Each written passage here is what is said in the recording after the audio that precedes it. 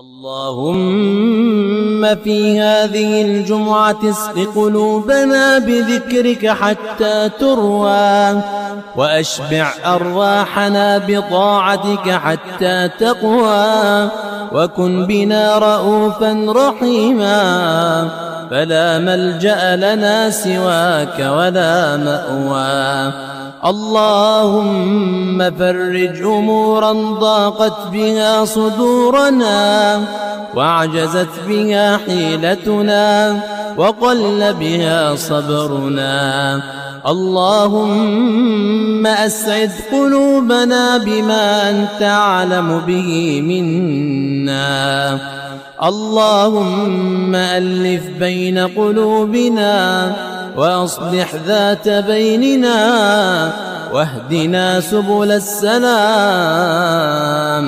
ونجنا من الظلمات إلى النور، وجنبنا الفواحش، وبارك لنا في أسماعنا وأبصارنا وقلوبنا وأزواجنا وذرياتنا، وتب علينا إنك أنت التواب الرحيم.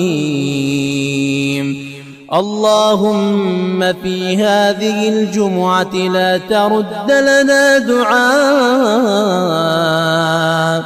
ولا تخيب لنا رجاء، ولا تسكن جسدنا داء، ولا تشمت بنا أعداء، وادفع عنا كل هم وغم وبلاء. اللهم في هذه الجمعة وليتك أمري، فأعوذ بك من سوء حظي وضيق صدري وفراغ صبري. يا رب اجعلني ممن نظرت إليه فرحمته،